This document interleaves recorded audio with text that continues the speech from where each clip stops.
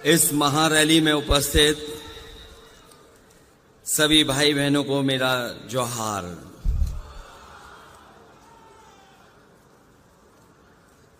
India गठबंधन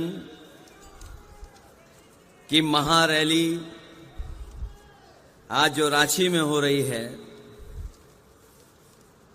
मैं उसमें आए हुए सभी इंडिया गठबंधन के नेताओं का बहुत बहुत धन्यवाद देता हूं। साथ ही साथ मैं देख रहा हूं पिछले कई घंटों से इस महारैली में आप सब लोग बैठे हैं। जितने लोग हमें पंडाल में दिखाई दे रहे हैं, उससे ज्यादा पंडाल के बाहर लोग हैं। लोग आ भी रहे हैं। अभी तक ये ऐलान हो रहा है यहां से कि दो लोग जो 2014 में आए थे, वो 2024 में यहां से हटाए जाएंगे। हम सब लोगों ने देखा कि समय समय पर नगाड़े, ढोल और स्वागत के लिए कार्यक्रम हुए हैं। कभी कभी बीच में भी ढोल बज जाता था। मैं अपने तमाम साथियों से ये कहना चाहता हूं कि तैयारी करके रखिए।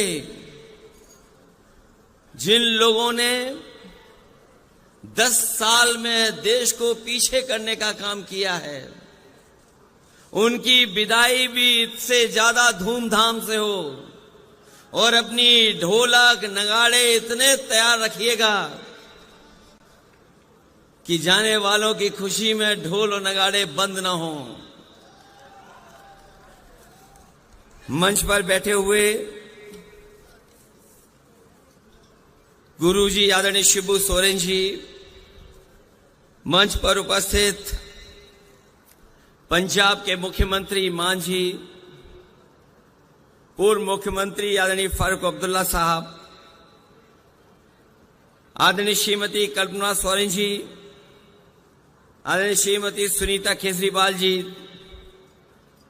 तेजस्वी यादव जी, दीपांकर भट्टाचार्य जी, आप पार्टी के नेता संजय सिंह जी, श्रीमती प्रियंका चतुर्वेदी जी, विवेक गुप्ता जी और मंच पर उपस्थित बड़ी संख्या में सभी झारखंड मुक्ति मोर्चा के, इंडिया गठबंधन के सभी नेता, विधायक, सांसद, पूर्व विधायक, पूर्व सांसद, संगठन के सभी पदाधिकारी और इस ऐतिहासिक सभा में उपस्थित हमारे सभी आदरणीय बुजुर्ग, माताएं, बहनें, नौजवान साथी, पत्रकार बंधुओं, मैं देख रहा हूं इस चुनाव में भारतीय जनता पार्टी लगातार ये नारा दे रही है कि वो इस बार 400 पार सीटें करने जा रहे हैं।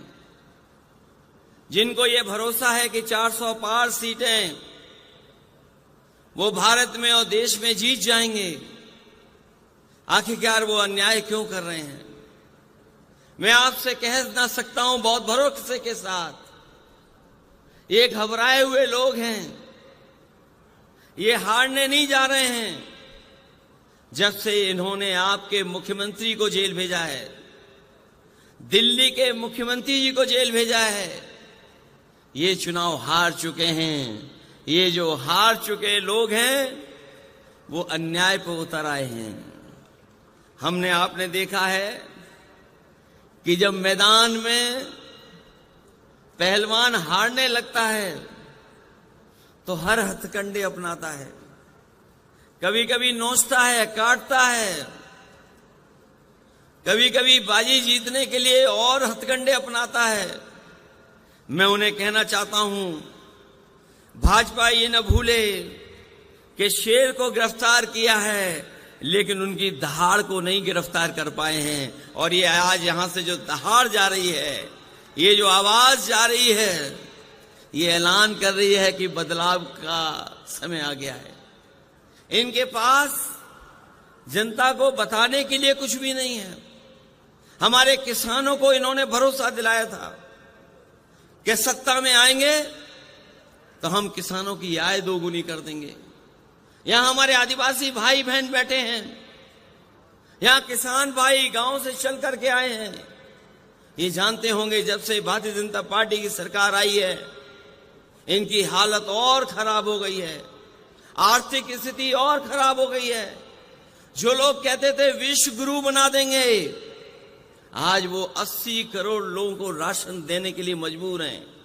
वो जानते हैं कि अगर 80 करोड़ लोगों को राशन नहीं दिया तो कहीं ऐसा ना हो पड़ोसी देश की तरह कि जनता अपने आप घरों से निकल करके और सत्ता पे काबिज हो जाए। इसी तरह हमारा नौजवान जानता होगा, इन नौजवानों को भरोसा दिलाया कि सत्ता में आएंगे तो 2 करोड़ नौकरी देंगे, लेकिन आज पीछे मुड़ करके देखो 10 साल में नौकरी तो दूर, इनके हर फैसले ने न केवल नौकरी छीनी है बल्कि हमारे रोजगार के अवसर भी खत्म कर दिए हैं। आज हालात ऐसे हैं कि पढ़ने लिखने वाला नौजवान 90% अब बेरोजगार हो गया, उसके हाथ में नौकरी नहीं है। इसलिए जो लोग जुमला लेकर के आए थे वो आज गारंटी लेकर के आए हैं। ये जुमले से 10 साल बड़ी गारंटी है। मैं उन गारंटी वालों को कहना चाहता हूं, देश की जनता उनकी गारंटी नहीं चाहती है। देश की जनता बाबा साहब भीमराव अम्बेडकर जी ने जो संविधान में हमें गारंटी दी है वो गारंटी चाहते हैं। और मैं आपको कहना चाहता हूं कि हमारी, आपकी, सबकी, इंडिया गठबंधन की यही लड़ाई है कि हम आपको बाबा साहब भीमराव अम्बेडकर जी का दिया हुआ संविधान की गारंटी आपको देना चाहते हैं, क्योंकि वही गारंटी है जो हमें हक, हमें सम्मान और अधिकार दिलाने का काम करेगी। ये लोग भूल जाते हैं